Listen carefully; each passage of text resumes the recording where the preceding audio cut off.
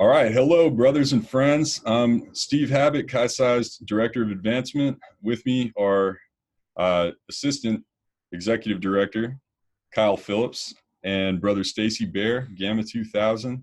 And we're here to do a Program for Excellence event on mental wellness and the outdoors. For brief background on Brother Bare, he was named National Geographic's 2014 Adventurer of the Year. Schiff's 2015 Conservation Athlete of the Year. He holds degrees from Universities of Mississippi and Pennsylvania. He's served as the director of the Sierra Club Outdoors and the American Alpine Club, and is a brand ambassador for the North Face and Combat Flip-Flops. He's an Iraq War veteran and a Bronze Star Medal recipient, who's dedicated his life to serving veterans, serving also as a director of Veterans Green Jobs and co-founding Veterans Expeditions. Featured in an issue of the P&G and the creator of the film Adventure Not War. Please welcome climber, skier, rugby player, and alumnus of Alpha Gamma at Ole Miss, Brother Stacy Bare, Gamma 2000. Thanks for having me on, brothers. Congratulations to Brother Phillips for the recent promotion. It's exciting to see the young leadership that really, I think Sam's doing a great job as the executive director of our beloved Brotherhood. But it's been really fun getting to know you guys over the last couple of years and see your leadership take off, and miss hanging out with you guys. And hopefully, maybe we'll still see you in July, but if not, we'll see you the next year or some other outdoor program. And I think it's been nice to be able to retreat into the Brotherhood a little bit and reconnect with a lot of brothers over the last couple of years, and really kind of see the power of our fraternity nationally as well as locally, as I've gotten reconnected to Gamma over the last couple of years. Yeah, thank you for being here. We're happy to have you and looking forward to seeing you again soon as well, as soon as that can be. But, Yep.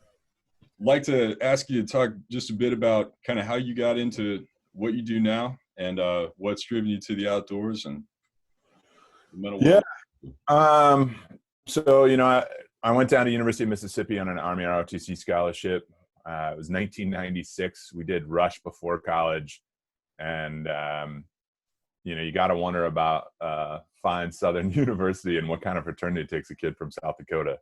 But thankfully, Casa took that chance on me, and I took that chance on the lodge. And when I graduated in 2000, I commissioned as a second lieutenant, and then I had a 7-year split military and explosive ordnance disposal technician career. So I was stationed in Germany, and then I did a tour in Bosnia. I got out and worked as an EOD tech in Angola, former Soviet state of Georgia. And then I got recalled and went to Baghdad for a year. And when I came home from Baghdad in 2007, I thought I would be able to just move on with my life. Like, I didn't really want to be a veteran beyond the technicality of it. Long story short, I really struggled with a lot of adjustment issues, a lot of impact trauma from my time in war. And now I can look back on that and realize that a lot of that impact trauma brought up a lot of challenges that I had, developmental trauma before college, during college, and I couldn't cope with it anymore. And that manifested itself as post-traumatic stress disorder, addiction, and alcoholism. And because I was in the military, it was easy to just blame the military for that.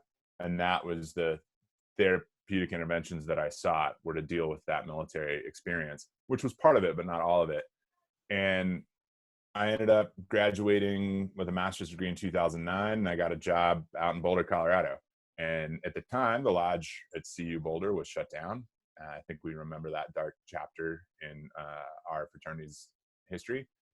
So, and I had looked forward to kind of getting involved with the lodge then, but that wasn't an opportunity. But faced with what I thought were two options, suicide or rejoining the military, a friend of mine instead took me out rock climbing. And that was in 2009, September 20th, 2009. And for the last 11 years, I've been focused on getting other people outdoors, getting myself outdoors, and figuring out what it is that creates the opportunities for mental health, positive mental health development, positive mental health healing, and opening up people's minds to seeking out additional help and support for their mental health challenges that they may be having through outdoor experience. Even understanding, why does time outdoors lower stress? Can it improve our resilience?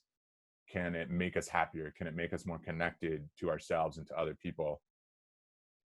And that's become the career that I've chosen, and in many ways that I felt chose me. And moving forward now to the pandemic, I've done some other things, going back to the places where I fought or cleaned up after war, to say, hey, what does it look like if I went and got outside in Iraq as an adventure tourist as opposed to a soldier? What does it look like if I go to Angola as an adventure tourist, as a climber, as opposed to landmine clearance? What if I go to Afghanistan as a skier, and I never got to deploy to Afghanistan when I was in the service. And this year, we launched in April 6th, right at the start of the pandemic. My business partner, Kurash Asek, and I launched an adventure travel company, and we're in the early beta testing stages of it. And our idea is, how do we move the notion from time outdoors is good for you to here's a potential prescriptive platform you can take for how time outdoors can improve your immediate, midterm, and long-term mental health. And we pivoted pretty quickly to a virtual campfire situation we call Adventure at Home. And we're on our 4th program right now in the beta test, and we've seen the results far beyond what we thought they were going to be in terms of positivity and engagement, which has been really exciting. And now it's about balancing, these weird time constraints that the pandemic puts on so many of us, to figure out how to keep providing for my family, as dealing with my own mental health, and launching a business. So that's how we all got here. And I'm excited to speak to the Brotherhood, because it's been such an important part of my life. And really, with the passing of brother Doug Buglitz, who was loomed so largely in such a positive way during my own college career, and had such a huge impact in relaunching and recolonizing Gamma, and then also had a big impact nationally. And I was really close with the Buglitz family in undergraduate, and had stayed close with Andy and a few of my other pledge brothers and fraternity brothers. But then Doug's passing really pulled me back into fraternity life, which was something I'd really been deeply missing, and didn't realize how much I had been missing it.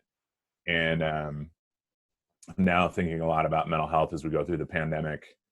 I will say that from time to time, I definitely have that kind of Happy Gilmore scene, at the end of the movie, when Adam Sandler's character looks up and the alligator and Billy D. Williams are kind of smiling down.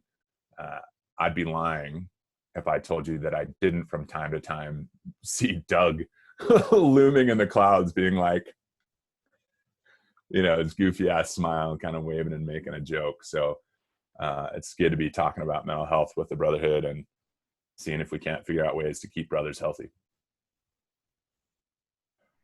That's great. All great things. And, Doug Buglitz was a brother that had such an impact on so many brothers, active and alumni, to this day. And I just think it's great to be, to talk about him and to think about him as kind of the quintessential Casa gentleman, as I do. And I know you do too. I think Kyle would agree. I should talk just a little bit about how the outdoors kind of ties into mental health, and how it can help, and how it helped you. Yeah. So how time outdoors ties into mental health, I've spent a lot of time trying to understand what that looks like, and why it feels so good to spend time outside. And Kyle and I have had a lot of conversations about this. Steve, you and I have had chats about this. And, for me, that first thing about rock climbing that was so important was it pulled me into a moment. And I didn't realize it right away until I had gotten to the top and Kyle, I don't know if this is purposely, but your background is the Flatirons. And my first climb was out on the Flatirons, and the first Flatiron. And as I climbed up to the top of it and I got to the belay station, I realized somewhat guiltily that I hadn't thought about the past or the future all day. And so much of my time for the couple of years after I got back from Iraq, and I'll have been home for 13 years this month, was consumed by feeling guilty for leaving people, and then fearful for the future, that I wasn't going to live up to the standard that I had set for myself, that I thought was set by my friends who I had lost at war, death by suicide, or addiction, or alcoholism when they came home. And that also included a number of Iraqi citizens that I worked with, right, who were left in a war zone when I got to come home.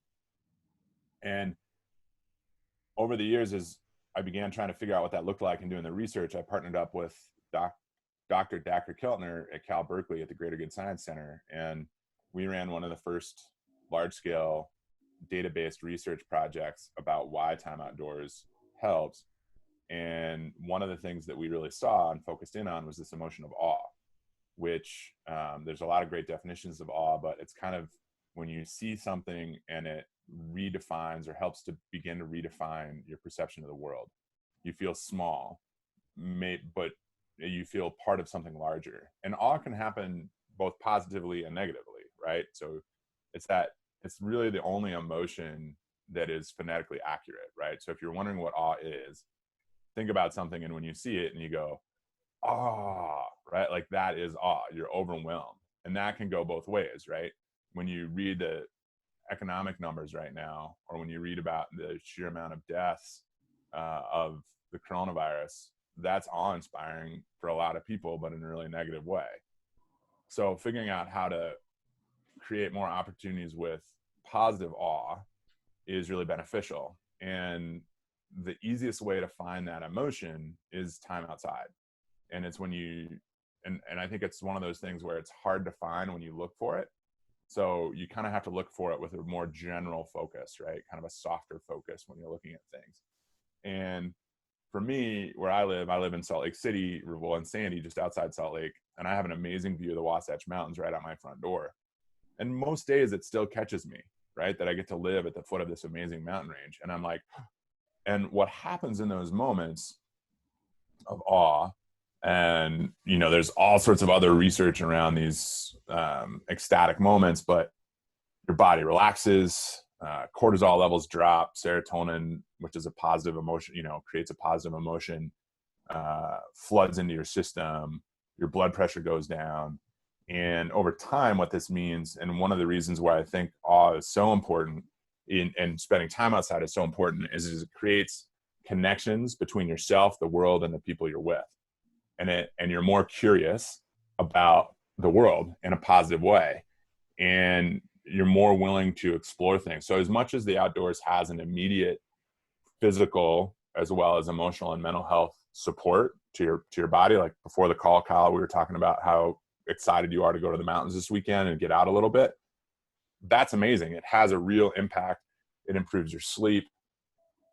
And we begin to see a lot of research that says post-traumatic stress disorder might really be post-traumatic sleep disorder because it screws up with your sleep so bad. But it's also that pro-social emotions, like that willingness, and we saw this last year in the outdoor program, the first outdoor leadership program we ran, where the conversations are a lot deeper, right? People have different conversations. And then afterwards, people reached out and said, "Hey, you talked about your own struggles with substance abuse. I'd really like to learn more about resources that might be available for me to understand my relationship with substance." Like, because they're curious, because they're open, because they feel connected, because they're willing to have those conversations in a way that maybe they wouldn't beforehand. And that's what I think is so, so powerful about time outdoors, is that connectedness that leads to more, from a very clinical perspective, pro-social emotions. And those pro-social emotions have significant impact on our long-term health, on things about how we eat, how we feel about the world, our hopefulness, our belief that the world can be a better place.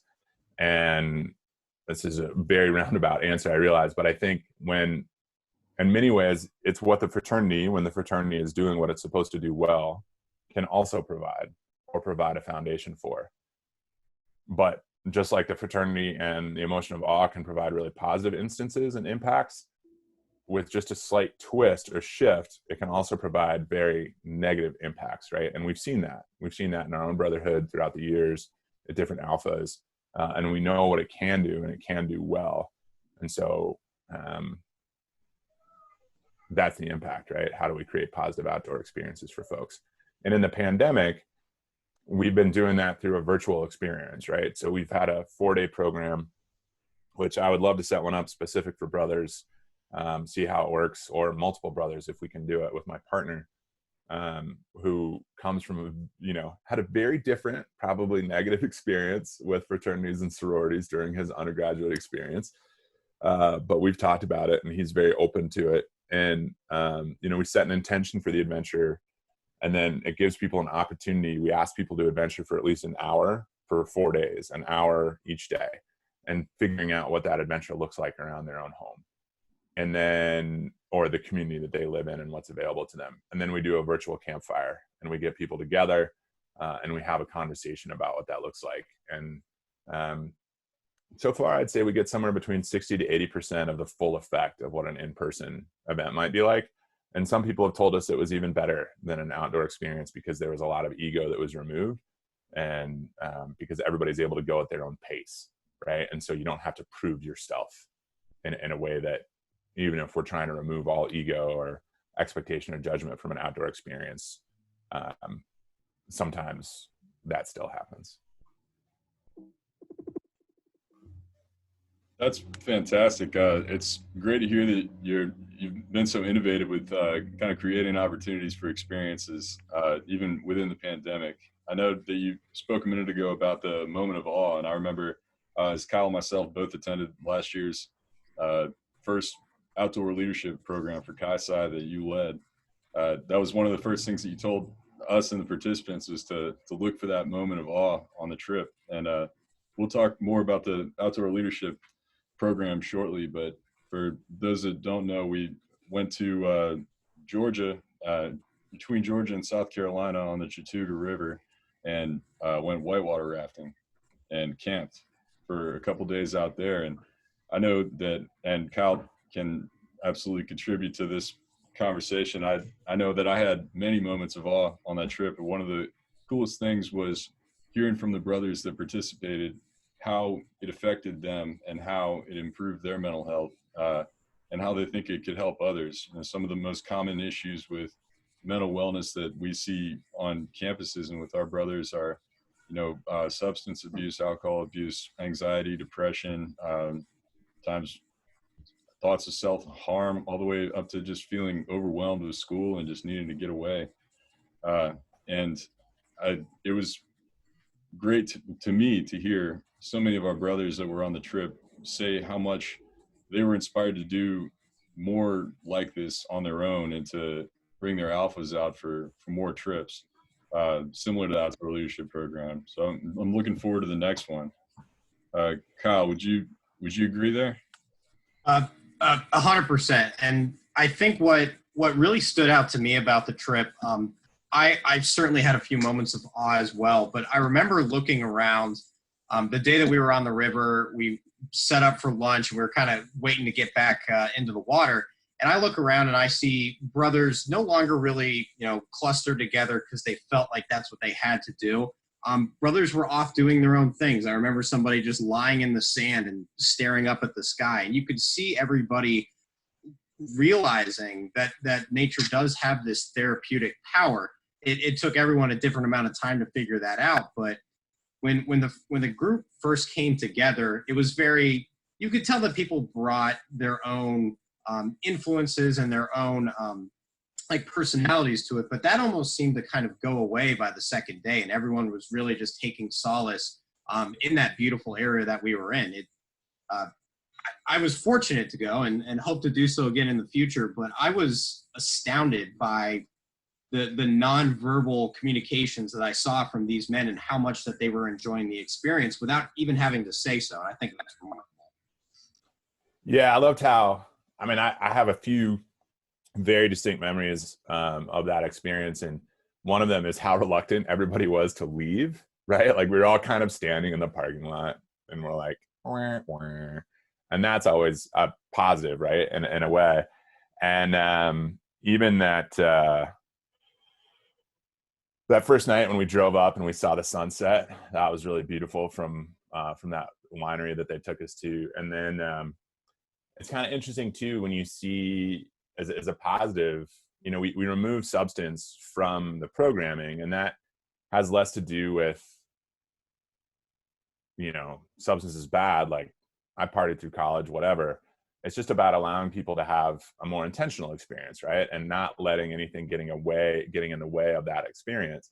And it was amazing to see how some people stayed up late talking, but so many people just slept. And in the morning, seeing everybody and most people just kind of fell asleep where they lay, right? Like a lot of people didn't really set anything up. They were just like, and I'm done. And people woke up in the morning and they were so refreshed, right? And so engaged and engaged with us during that day. And in the outdoor community, you know, if you guide a lot, we call it the third day experience, right? Like on the third day, everything really clicks and pushes together.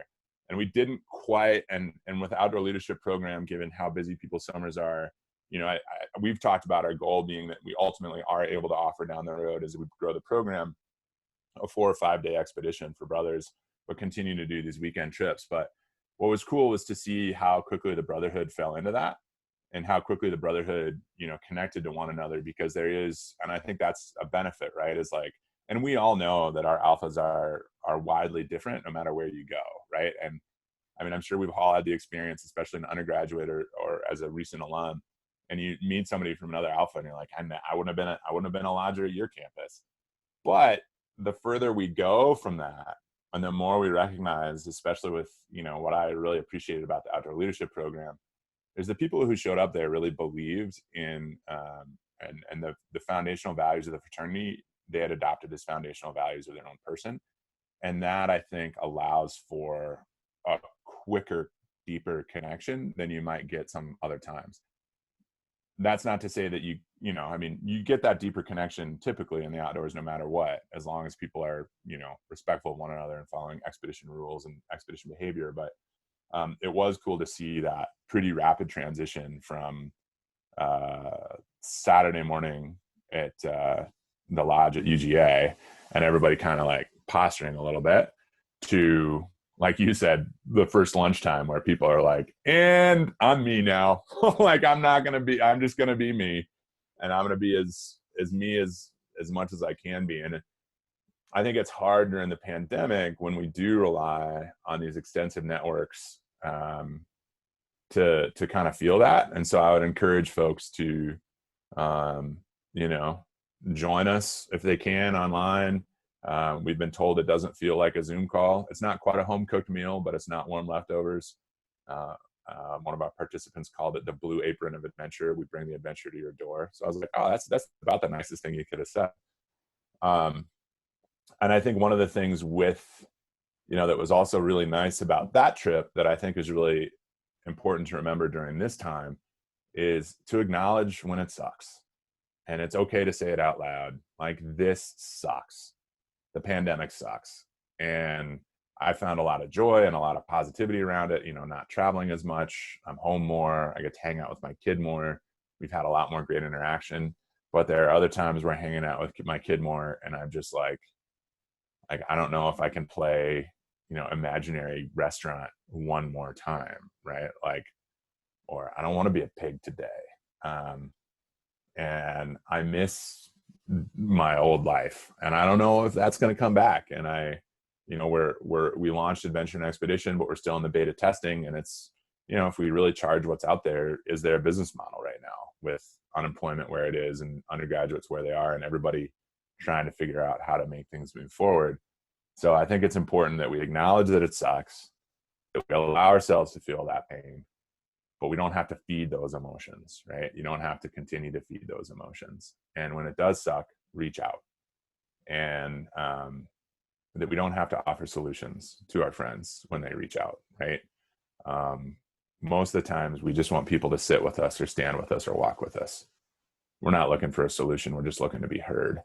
And I think that is really hard for young men, especially ages 18 to 22, to have that level of vulnerability and openness with each other. But if we're not providing that as a fraternity at the baseline, if we're not there for each other as a fundamental baseline through the really hard times, then let's bury our badges in the dirt and go home. So I think, you know, I would ask brothers to really look at themselves and how they're supporting their friends and how they're creating and holding space for their friends, but also, and brothers, but also how are you creating and holding space for yourself to take care of yourself and to allow yourself to be in the pain, acknowledge the pain, but then go for a walk, go for a run. And like today, like I took my dog out for a walk, hoping it was going to be stress relief. My dog was being a jerk, and I turned around and came home, because sometimes those things that are supposed to give us relief create more stress. So just don't do it that day. Like, there's no hurry. There's no hurry in life that we need to get through this. And for those who've missed the spring semester and might go online next fall, hey, if you can figure out how to extend your college experience for another semester or two, go for it. If not, don't worry about it. We'll figure it out down the line, right? Like, I had a great fraternity experience for easily 3 out of the 4 years I was in the fraternity. And then I walked away from it for almost 20 years, and now I couldn't be happier to be back. So life is long. We'll all get through this. There's going to be hard times ahead of us, but there were hard times behind us too. So, and there's going to be a ton of fun times in front of us too, and good times and joyous times, and getting to rebuild after the pandemic. But yeah, you know, I never thought I'd be 41 years old working a warehouse job, but that's where I'm at right now. And it is what it is. And so I'd also encourage brothers to like look at things they may not otherwise do, and take the opportunities in front of you, even if it's an opportunity you never thought you would take. Yeah, absolutely great points. I think this is actually a perfect time we had some of our undergrads submit questions for this P3 and for you specifically. And one of them is, with a potentially long and isolated summer ahead, what are some simple everyday things that people can do to take care of their mental health? Yeah. So I think the first one is really getting a mindfulness practice and a meditation practice. And there's great apps for that. Calm is one. I use Headspace. Headspace has a bunch of free resources for COVID-19. But finding that time and space to practice a little bit of meditation and mindfulness. And one of the biggest things we hear about, or I hear about when I talk about mindfulness, is people, well, am I doing it wrong? No, you're not. You can't do mindfulness wrong. I mean, as long as you're trying to do mindfulness or meditation, like, you're moving in the right direction. So I think that's one of them. The second thing is, you know, come on an adventure at home with us if you can. We'll try and give you more resources, and we have more of those programs, and I'll work with you guys to create up, you know, if we can, to set up some larger specific ones. The third one is definitely physical exercise. Now is not the time to necessarily try anything extreme or get in shape for a marathon. If you've never run a marathon before, maybe that's what you want to do. But I think the biggest thing to do is look at those behavioral changes, especially physical behavioral changes, and what's something on a scale of 1 to 10 that you're going to be able to accomplish at an 8 or a 9, right? So not like, I've been on the couch for the last 2 years, partying my ass off at college, and now I'm going to go run a marathon by the end of it. Well, you might be setting yourself up for a little bit of failure. But if you're like, I'm going to start moving 30 minutes every day, and then over the next 30 days, that becomes a routine, and that becomes a habit, then be like, all right, now I'm going to start, during that 30 minutes, I want to run for 15 of those minutes.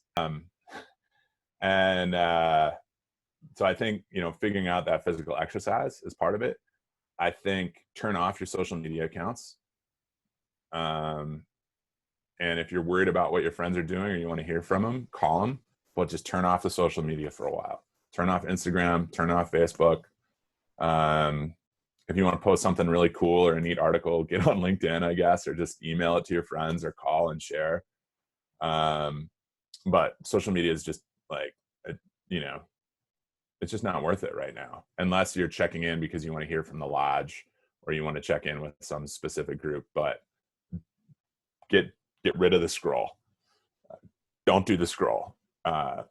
Subscribe to a magazine that you think is really cool, or is an activity you might want to get into if you've never done it, that can help encourage you in your dreams. Like, maybe you've never, like, subscribe to a fly fishing magazine if you've never done that, so that instead of sitting on the toilet scrolling through Insta or Facebook, like, you're reading the magazine, right? Like, you're learning something else. You're putting yourself in a different mind space. Call your friends and your family. Set little challenges for yourself from time to time, like, you know, step challenge. What are the number of steps to Kilimanjaro? How long is it going to take you to climb Kilimanjaro? I just finished Lonesome Dove, which was 36 hours on an audiobook. And I felt like when I finished the book, I was so sad it was done, but I was on a walk and I just like raised my hands up in the air. I was like, I did it, you know? So like, you got to find those little things. And then reach out to your friends, you know, call, text. People are probably struggling too. And then find those ways where you can get outside in a healthy manner, because sunshine really matters. Getting outside, moving your body really matters. But yeah, so quick summary: start or try a mindfulness or meditation habit, even if it's just walking with quietly. Move your body at least 30 minutes a day, if not more. Don't push yourself to do anything too extreme at the moment. Get off social media because it's probably not helping, and read a book, read magazines, and reach out to your friends. That's great. Those are all great suggestions. I think I'll definitely take advantage of some of those. Another thing that we definitely want to mention with this question is kind of what resources Casa can provide or does provide for, mental wellness, and just something that can supplement all the things that Stacy's talking about here. I'll give that one to Kyle. It's called Casa Cares, and it's Casa's program around mental wellness. So Kyle, do you want to talk about that a bit? Absolutely, I'd love to. So in 2008, Casa started the Casa's Care program, and it's built on a 3-pillar system. The first being Motivational Mondays. I'm sure many of you guys have seen our social media posts, just encouraging positive discussion about mental health. We'll post about it every Monday. The second aspect is Cognito, which is a digital learning platform that helps train undergraduates on how to approach and deal with difficult situations, namely bystander intervention, and training them to have those difficult conversations with their brothers that we hope they don't have to have, but they are prepared in the event that they need it. And finally, the aspect that I personally am most excited about is Talkspace, which is an online therapy service. We provide 3 months of it to every undergraduate that requests it. It assesses you as an individual. It matches you with a licensed therapist. And while we recognize that this doesn't replace an in-person counselor or therapist, for many, it helps bridge that gap between when they realize they would like to talk to somebody and the day that they're actually able to get in and have an appointment. So it's beneficial to have in the event that anybody needs it. And again, if this is the first you're hearing of it, this is a service that we offer all of our undergraduate brothers for free for up to 3 months. But Casa Cares is a great program, and I believe the outdoor leadership program really builds off of the success that we've seen with it. And it allows us a different opportunity to have these discussions about mental health in a fun and social setting. So I'm looking forward to hopefully the next outdoor leadership program. And the Lodge has done such a great job, I think, as a leader in the national fraternity community to really push forward mental health as this, and help end the stigma around a lot of this, because, and even a lot of the outdoor stuff, like we like to set, and this next one, if we do it, or whenever we next get to do an outdoor leadership program, there'll be some changes from last year. We're going to work a little bit more on intention setting, what people want out of the trip before they go, and then also integrating what they learned afterwards. And that's also the arc of what we do, right? I mean, the Lodge has helped me understand how I want to take this to a broader population, but continue to create opportunities, within this initial community. But I think, like when people are like, oh, you still hear from time to time, like therapies for this, that, or the other thing. And we denigrate therapy. Like, come at me.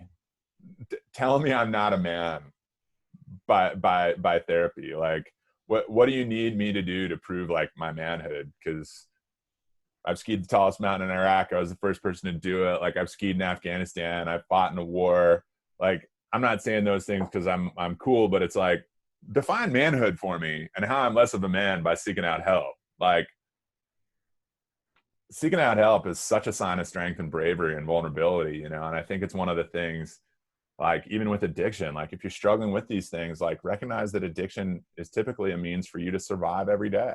Like, that's what you're using as a coping mechanism because the world hurts so much and you're getting up and you're trying. And so I want to appreciate the initiative, but say like, let's move the energy somewhere else so that we can have a more healthy way to survive and break through that pain.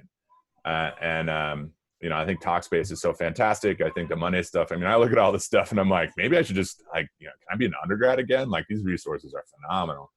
And so hopefully we can continue some of these resources and build out on this as alumni. And, you know, down the road, if we get the resources and after the pandemic, you know, with the outdoor leadership program, I mean, my real goal is that not only are we bringing people together to show them the power of, you know, a 48 to 72 hour substance-free experience in the outdoors or alcohol-free experience in the outdoors, but also then that next level of beginning to really be intentional and how we train on that so that people, you know, so that the undergraduates can be leading those trips both nationally and when they get home, and that we create a little bit more structure about that program. And that what we're really talking about when we're talking about that leadership is creating that, creating individuals who recognize and can bring home to their home lodge the power and impact of a little bit of awe, a little bit of mindfulness, a little bit of time outside, and the occasional substance-free activity or alcohol-free activity that helps strengthen those bonds and allows us to move forward with greater brotherhood, greater grace, and I think better engagement on campus and in life afterwards. And that's nothing against, like, you know, I'm not saying like don't throw a rager from time to time. That can be a fun, great way to express brotherhood and have a lot of fun and be young, but or old, but just figuring out how we create that a healthier mix of those things.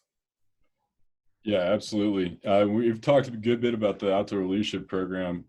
So just to give some greater explanation around, we had a few questions around it. I think you just answered it.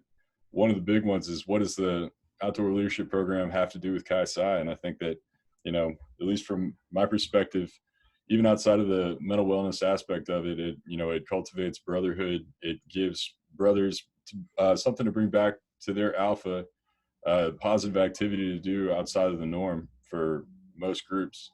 And in many ways, it teaches leadership and just encourages brothers to get out of their shell and have a new experience. So I mean, I think that you did a great job of explaining that. Would you add anything to that? Yeah, I think, I mean, you know, the number one reason we talked about it to start it with was really that deepening the bonds of brotherhood, right? And creating an opportunity outside of convention and outside of our typical ways that we create national and regional brotherhood to really cement that. And I mean, you saw it last year, right? Like, I mean, holy cow, is the brotherhood dealing with a different set of challenges than when I was there in the 90s.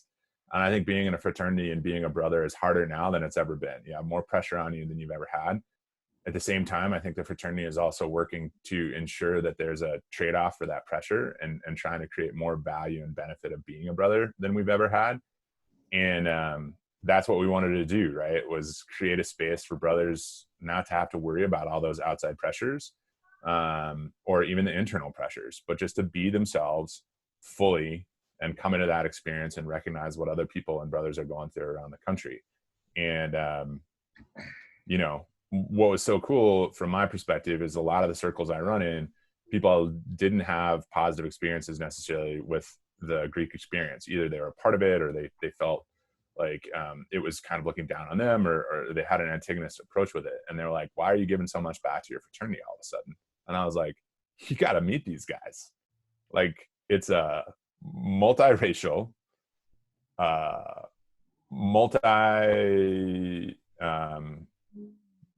sexual identity, multi-political group of people who are coming together saying, this is what matters to me, is taking care of a brotherhood and building community around this brotherhood on campus and beyond. And like, I had the opportunity to go back and speak at the University of Mississippi and meet the Gamma boys, and like, you know, like across the hall from each other are guys with opposing political flags, right? And they're having a great conversation and deep conversations and talking about things that we never talked about. And like, you know, and here's the one guy that you would never think on one side being like, yeah, you know, we need to do a better job engaging the LGBTQIA community and making sure that we're allies and that, you know, that gay gentlemen feel comfortable joining the fraternity and that we're part of that because they bring a diversity of viewpoint that is really important for us to go forward. Meanwhile, somebody else is like, yeah, and we always try to make sure that we're bringing in folks from different economic and racial backgrounds and geographic backgrounds, because we find that when we do that, the brotherhood is stronger, the house does better on campus. And it's like, like, quite honestly, in the 90s, we were like, yeah, like we have one non-white guy, so we're doing good. And like, I mean, and we were just a bunch of, like, we didn't mean to be racist. I don't think, I hope, but we were. And we've learned from that and grown from that. And the brotherhood is just like nationally is engaging in these conversations and leading these conversations on the campus about how to create a better community for folks. And it's bipartisan, and it's, straight brothers and gay brothers, and it's, Asian brothers and Black brothers and Arab American brothers. And like, what, and it's just like, it's so cool to see, like, cause like you hear all the chatter outside of all this, and then you get into the brotherhood and you're like, look at these guys, 18 to 22 years old, tackling these issues, leading on these issues in their campus. And it's like, if I get to be a part of creating a little bit of emotional and mental health space once a year, like, I know that's not enough of a service back to these gentlemen, but it's the best I can do. And I think it creates a space for those guys to really continue to engage with one another and build that brotherhood, because, I mean, it's one of the things that gives me, most excitement and most hope about the future of our country and the world, because we have a number of international brothers and brothers going off doing things. Is just like what these gentlemen are engaging with and how they're engaging with one another. And what a great model for the rest of the country to look at. And when I share what's happening in the brotherhood with people who aren't part of it, they're like, that's your fraternity? And I'm like, damn right it is. And I'm super proud of them. So thanks for letting me come on and talk about it and brag a little bit about, I know I'm preaching to the choir here, but keep it up, guys. I mean, for anybody listening, keep it up, reach out. You can follow along, stacybare.com. I do have social media. Like I said, I'm not using it too much right now. You guys can share my email. Brothers can reach out. And I appreciate what everybody is doing out there and what you guys are doing to try and keep the brothers healthy. And we'll get through this as a brotherhood. And 20 years from now at convention, we'll look back and Kyle and Sam will still probably be there. And Steve will, I don't know what Steve will be doing. Probably own like a series of surf shops around the world, or like a mustache grooming salesman or something. But I'm excited for the growth of the fraternity. I'm excited for what you guys are doing, and appreciate the opportunity to talk with you both today. Thanks for being on, Stacy. And I know you've got a tight schedule to keep. Kyle and I will stay on for a couple more minutes just to give a little additional information on the Outdoor Leadership Program. But big thank you to Brother Stacy Bare for joining us. And thanks for being on. We enjoyed having you. Thanks, guys. Hope to see you soon.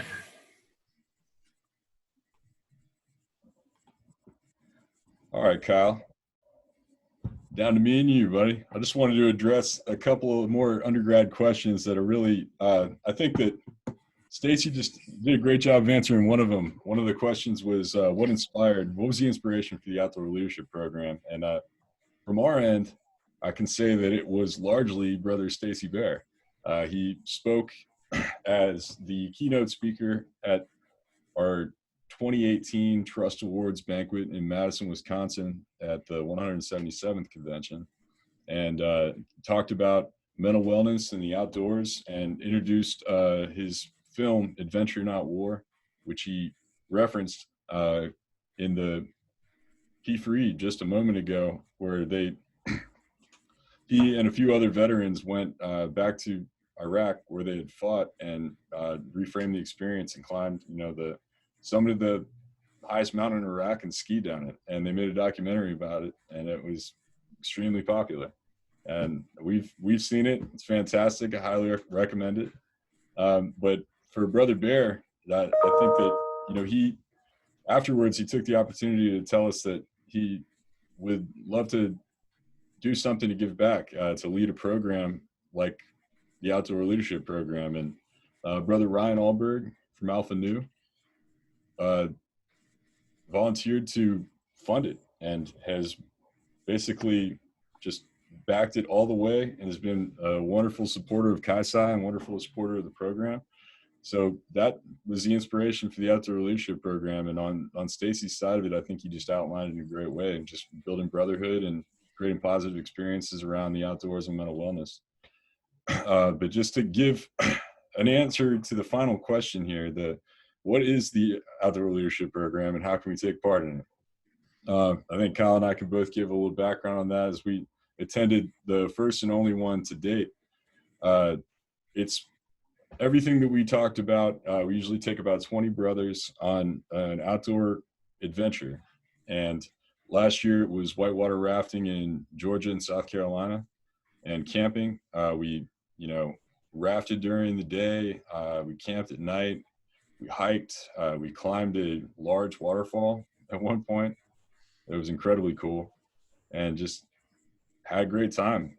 Spent about, just a couple days, just a solid weekend out in nature. And sans phone service, everything was fantastic. And, this year, obviously there are a lot of questions around what we're looking at for the next Outdoor Leadership Program. Was scheduled to take place at the end of June. And now there are obviously questions around whether or not it'll be advisable to travel. But we actually, Brother Bear identified, and he will be leading it again, that when we are able to hold it, whenever that may be. But Brother Bear identified a brother of Alpha Pi, Union College, who has his own bushcraft school camp in Maine, at kind of the northeast corner of Maine. So the next Outdoor Leadership Program will be several days learning bushcraft and canoeing and fly fishing at a camp in Maine, which I personally can't wait for. I'll be there. And it's going to be, a lot of the same kind of programming around, kind of positive outdoor experiences, mental wellness, just alpha leadership and just general leadership. And it's going to be a 3-day program, and you can get involved by applying. Once we figure out when it's going to be, we'll open applications and you'll be able to apply for it. We've actually got a video from last year's event, just to kind of give some general highlights of what it was like for us. And I know Kyle and I both plan to attend the next one. And so keep an eye out for any news about the Outdoor Leadership Program. And I encourage everyone to apply. It's great for anyone who's currently in or looking to be in an alpha leadership position. Anyone who is, a lot of alphas have a mental wellness chair. It's perfect for that. Anyone who would like to get involved in that, or just to learn more, or just have a new experience. So apply. The application's easy. We're going to take about 20 guys. So look out for that. Kyle, you want to add anything? Yeah, the only thing I really want to add is don't think that you have to be an outdoorsman or even have any outdoor experience in order to apply. Last year, we saw a wide range of skills when it comes to the outdoors. Everybody had a good time. Everyone felt safe and comfortable and were not pushed outside of their comfort zone, except for the appropriate amount on certain whitewater rapids. But don't think just because you're not adept in the outdoors that you can't participate, because I actually would wager that you have more to gain from this experience than someone who does spend a lot of time in the outdoors. So I hope to yet again see a wide variety of alphas apply. I believe last year we had them from Seattle, Illinois, down to Georgia and Mississippi. That's what we want to see. We don't want this to be exclusively a Northeast program or a Southeast program, depending on the location. We really do want to incorporate brothers from all over the country, and we're fortunate that we have the support for this program in order to do so. So please, if you're in Seattle or California or anywhere in the country, please consider applying. It truly is just an outstanding event and something that I look forward to now annually, which is why the whole COVID situation has been such a disappointment. But yeah, I feel privileged that I'm able to go. I feel proud that Casa is able to sponsor a program like this, and I need more of you guys to take advantage of it. The more people that apply, the easier it is to justify doing this event in perpetuity. So we need your help. Please apply. Awesome. Well, again, big thank you to Brother Bear for joining us today. Thank you, Kyle. for being on. And to anybody who watched, thank you too. See y'all next time.